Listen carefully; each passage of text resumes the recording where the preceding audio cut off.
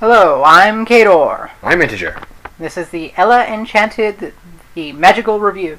Why is it magical? Because you have us. Anyways, we're introduced to a young Ella and And who are those two? a good fairy and her doomed mother. This is a fairy tale based on Cinderella, so of course she's going to die at some point. She is really bad at that. It's because she has a heart. As we'll soon see, the best fairies are the ones that sacrifice their heart to Satan. Dun dun dun dun dun dun dun dun. Dun dun dun dun dun dun dun dun. Meet Lucinda, Lucifer's twin sister. I thought Lucifer looked better.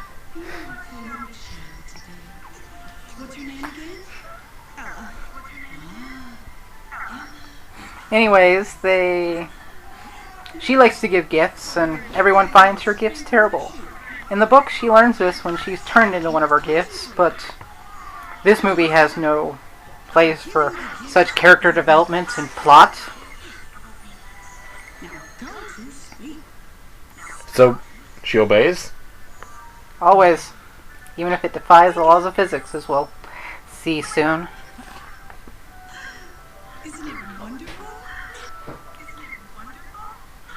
They naturally object, but she threatens to turn Ella into a squirrel, which is apparently a reference to the book where she turns someone else into a squirrel, and then later, after she spins so weak as a squirrel herself, she realizes that her gifts suck. But like I said, our movie kind of guts this for humor and such. Plithy. Plithy? Don't you mean pithy? That's the word, yes, pithy.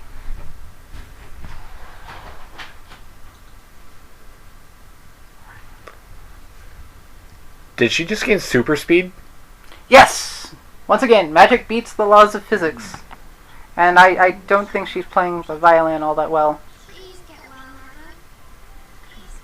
Why does she not just command her daughter to heal her? Because this is a fairy tale. And in this movie, no power is greater than that of the cliché.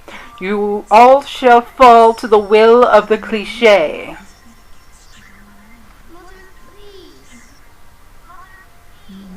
I thought cliches were bad. Not always. I mean, technically the whole turning away from an explosion is a cliché, but that's an awesome one. This movie generally avoids the awesome ones. But it does have some good random musical numbers.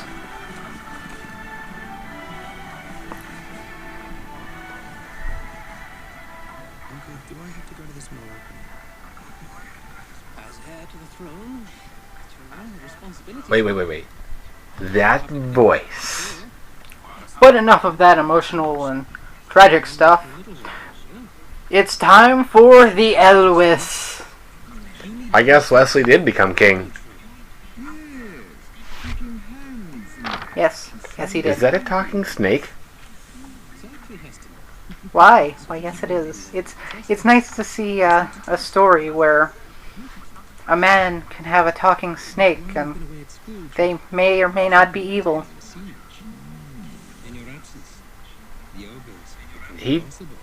The snake seems evil.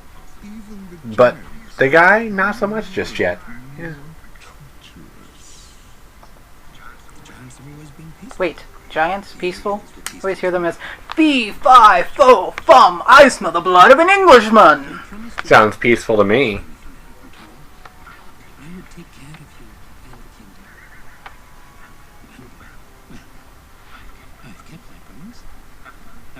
As far as we can see. Likewise, you must keep your promise to the people. Now, let's put on a smile. Remember, image is everything.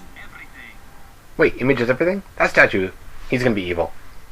Yes, but you almost want to root for him. However, his foe is the only force more compelling. Anne Hathaway! Run, little man, run! Ella and Prince Charmant Subtlety. run into each other During their sudden departures, because they both happen to be going the same directions even though they left from opposite points in the castle. They're obviously hitting it off. Obviously. He tells her to stay while he rushes off, and it seems a carriage is careening towards her because, of course, our first dilemma in the movie has to be caused by the guy who's supposed to be the love interest. It's coming. It's coming. That's not how you swing a whip.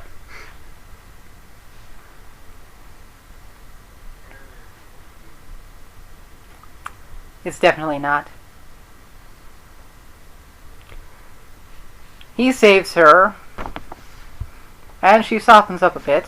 However, the stepsisters arrive, naturally to screw things up. Run. Run! Run! Run! Run, run, run! Get away! No, seriously, I think she's about to, like, pounce on him. Is she drooling? Run.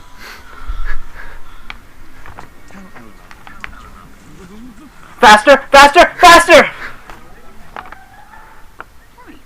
Feeling vengeful, the stepsisters force her to start taking stuff from Stan, with even the special one that we haven't been introduced to getting in on the action. And in half a reference to the original story, they have her take a special pair of objects that aren't very useful. In the background, are those glass sneakers? About as useful as glass slippers. I wonder if the shoelaces are made of glass too. I would bet not. And of course a guard spots her and a chase scene ensues as they tell her to run. And something odd happens. Wait, is it the hammer time? Nope, she just once again defies physics with her powers. You know, if she could command herself to do these things, she could almost be a superhero. She'd have to wear earplugs. And of course Ella is arrested, and her stepmother, who hasn't been integral to the plot so far, demands to know who it does, and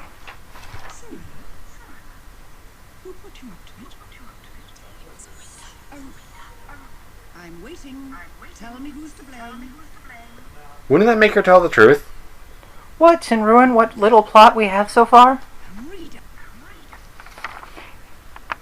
Anyways, she is forced to break the heart of the friend that we haven't really had much introduction to. I think it shows her saving her once, which I cut for time issues, and because it isn't all that important. She kind of shows up here or there, but honestly, they could have cut her from the movie, and she could have done this scene breaking up with a potted plant, and it'd be just as heartbreaking. Not. Exactly. But don't worry if you're afraid she's going to be lonely. She trades this somewhat not important side character for a slightly more important, more useful side character who is just as valuable to the plot. But less attractive. Depends on who you are.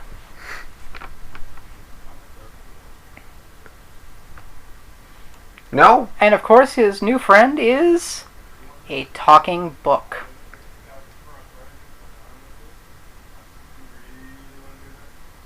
Who the good fairy claims to be her boyfriend, and wait till you hear the explanation for why he's a book.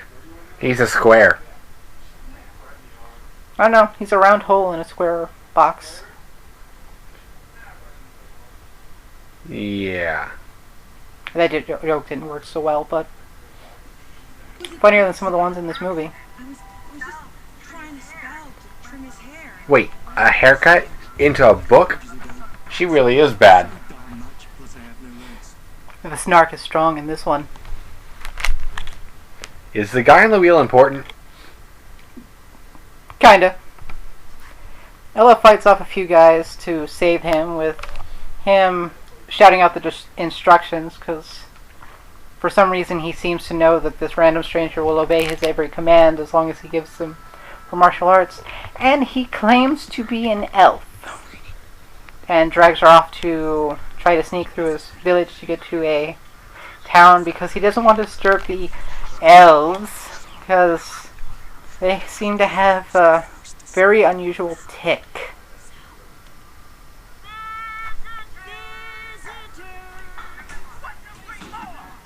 No. No, no, no. No, no, no, no, no, no, no, no, no. No, no, no. Those are not elves. Those are halflings with really good PR. Hey, they have elf girls in fishnets. That has to be delightful. No. Yes, yes it is. Can't tell if those are shorts or mini skirts, but either way, nice legs. Run faster!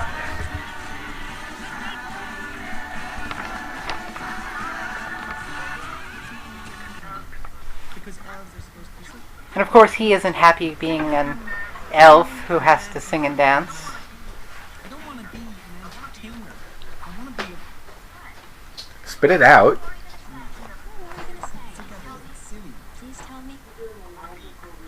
I want to be a lawyer. I guess that would be a smooth... The book is my hero. I can't see why. elf. Smoke is strong with this one. Restrictions will request. No elf shall be engaged in any occupation other than singing, juggling, and or tom. I don't know, from what I hear about the Ace Attorney series, being one requires quite a bit of tomfoolery. I object! That motion is denied. On what grounds? All motions mean nothing to a microphone. Who's this blue guy?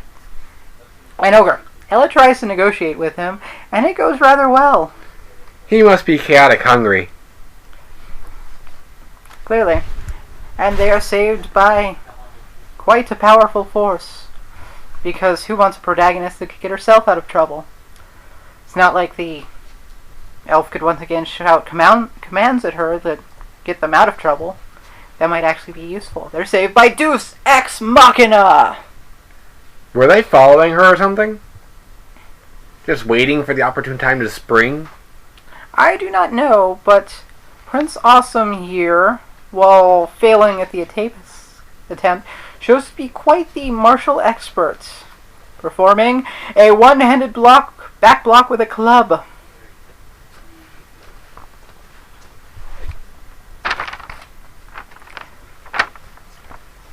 This scene goes a little something like this. Can I be a lawyer? I don't really think for myself. You might want to ask my uncle. Is he really going to be our king? Am I really falling for someone who uses his brain less than the scarecrow? Wait, I have to be pretty and think? Is that tiny little man really whipping that giant? Yes. Anyways, they stay with the giants for the wedding. They don't find Lady Lucifer. The prince suggests the castle archives. The snake has been following him, updates him, and the Elwys corners her family to find out more about Ella.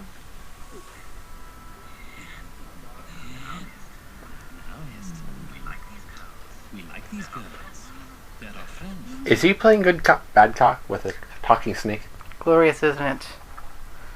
For those about to ham, we salute you. Yes, we do. For those about to ham, Fire! We salute you! This scene was so great, I felt inclined to include all of it. Though I suppose once he finds out he has to obey every command, there are worse things he could do, but then I suppose that would up this movie's rating to R, NC-17. NC-17? I'm not sure what that means. It's the one just below MA that's usually used for like theater stuff and musical numbers that have some risque scenes. Oh! I think I know what you're talking about.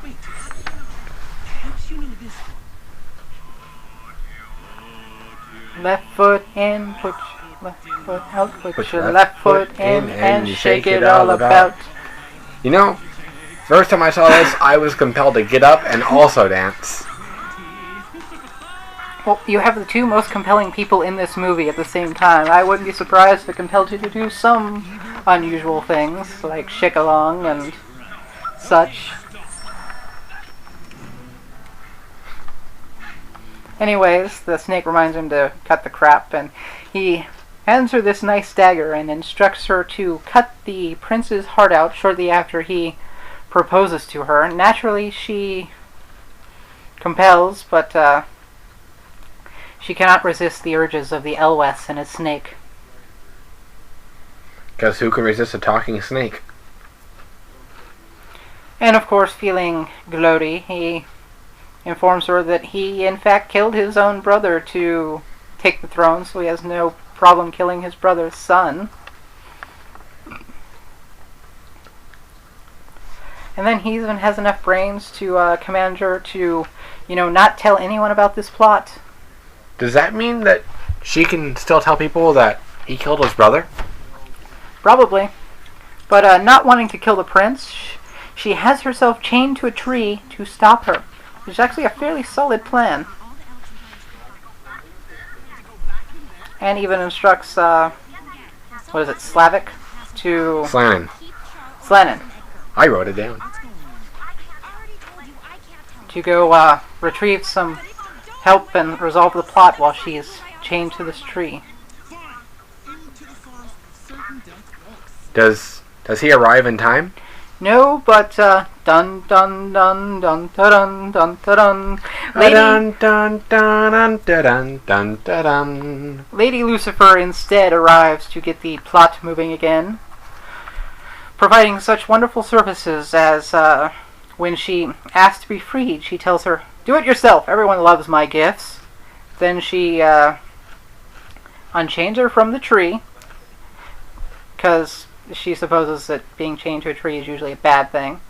And she hugs the tree so she doesn't have to be compelled to go kill the prince. She puts her in a dress, and even though she changes dresses, we'll see later that she does in fact give the knife back, and then she even sends her on the way to go dance specifically with the prince. Is she working for Wesley? No, but it sure seems like it. I sure hope they can't see him. Hey, some people might see the sight of Elwes and his snake watching a good thing. Anyway, Char of course proposes, because, cliche, all fairy tales must involve some sort of wedding thing, and she panics and starts in a moment thinking back on all the commands she's ever been given as she resists the curse.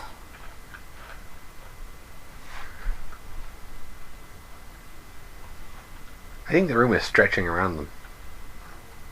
Oh no, they've walked onto the castle's Lazy Susan.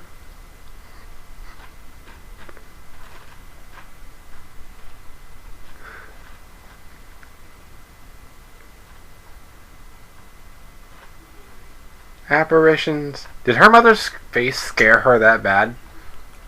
No, it just repeated that line about the inside being, what's on the inside being stronger than any command. And of course the Elwes arrives to arrest Ella, because of course he'd have a backup plan. Don't they think it's weird they arrive so quickly? Well, Prince Char does suggest that he should probably go and talk to Ella about it, but Elwes and his snake remind the prince that, thinking for yourself did get you almost killed a moment ago, so you should probably cut that stuff out. Yeah, that's the face of a bright young man. Naturally. If I only had a brain. Find a way to get rid of the prince. I think a pretty good idea. Iocane powder. Patriot arrow. Stab him through the chest. Life-sucking machine. To the pain! Open up. I'm Miss Bell's legal representation. Oh, what? Her lawyer, numbskull. When did the elf grow a spine? I don't know, maybe he mugged a lion for it? It didn't have one either. Everything you own. Now move it.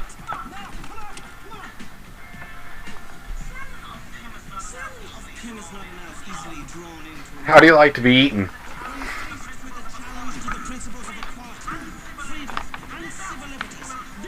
I guess with his newly acquired spine, he acquired the ability to bring together factions of all shape and size. Well, all but one size apparently. They're gonna need a doggy bag. Or several. And, of course, Elwys poisons the crown. Is the evil glow a feature of the book? Nope. Can anyone else see it? Failed spot checks all around! Quick, Yogurt can teleport. Run!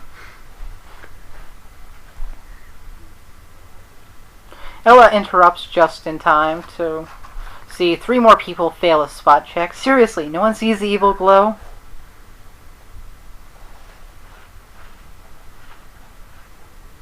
And...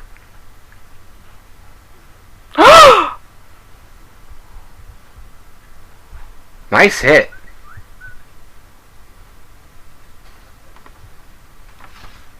I want a ninja button. I'd rather have a muffin button. Hurry, man, save the Hathaway! Ooh, nice throw. Nat 20.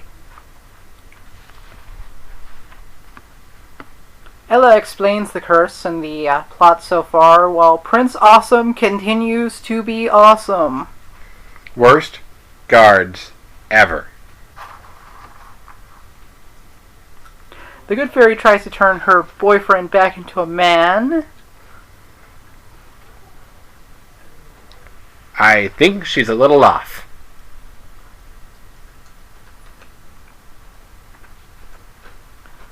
She finally gets it right, and he uses his newfound arms to punch something immediately, thus reasserting his manliness again.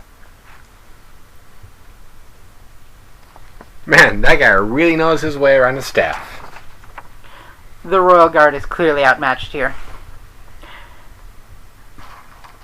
Naturally, they defeat them all, and Elwys and the prince asks about it, but the Elwys reminds him, who are you going to trust, some girl you just met, or the man who raised you?